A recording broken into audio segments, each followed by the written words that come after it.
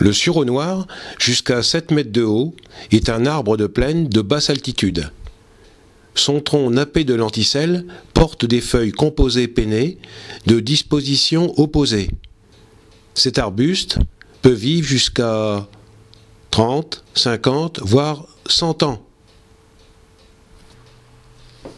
Ces fleurs minuscules, regroupées en ombelles et corymbes terminales, restent dressées pendant la pollinisation et fléchiront dès que les fruits apparaîtront. Le poids des petites baies font fléchir le rameau porteur. Elles servent en distillerie et pour faire des confitures, également très appréciées des oiseaux. Le sureau rouge ou sureau à grappe, haut de 1 à 4 mètres, plus petit que le sureau noir, pousse entre 100 et 2000 mètres. C'est un arbuste pouvant vivre de 25 à 50 ans, pourvu qu'il reçoive assez de lumière. Les rameaux sont nantis de nombreuses lenticelles, bien apparentes, mettant le végétal en contact avec l'atmosphère, comme le sureau noir. Les folioles de ces feuilles sont rattachées au rachis par un court pétiolule, voire sessile. Hermaphrodites, ces fleurs jaune pâle sont rassemblées en grappes dressées qui poussent en même temps que les feuilles.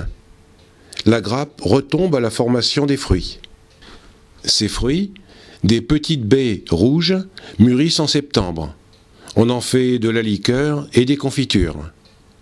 Les baies sont des fruits charnus contenant un ou plusieurs pépins. Alors là, voici le sureau-yèble.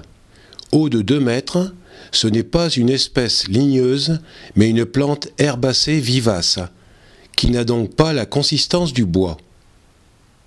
Ces très grandes feuilles imparipennées comptent de 7 à 10 folioles de disposition opposée, la base des folioles étant souvent asymétrique et sessile.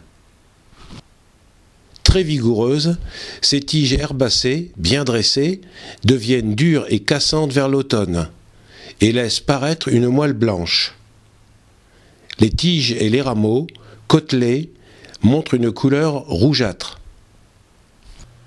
Les fleurs hermaphrodites sortent à l'apex de la tige principale en premier et plus tard sur les rameaux adjacents. Elles forment une inflorescence en ombelle à corymbe terminale. Les fleurs sont petites, blanches et odorantes. D'autre part, il est très important, pour identifier le sureau-yèble, d'observer que son inflorescence restera toujours orientée vers le ciel. Ses fruits, des petites baies noires, à maturité début novembre, ressemblent à celles du sureau noir, mais resteront dirigés vers le ciel grâce à la rigidité de l'apex de la tige principale. Mais attention, ces baies sont extrêmement toxiques. En se desséchant, ces baies montrent leurs graines rassemblées par 3.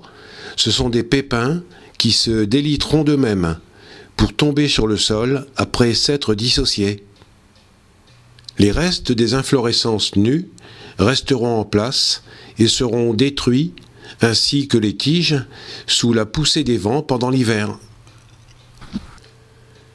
Il est donc important de bien différencier le sureau-yèble du sureau noir, dont les fruits se ressemblent aussi bien par leur forme que par leur couleur.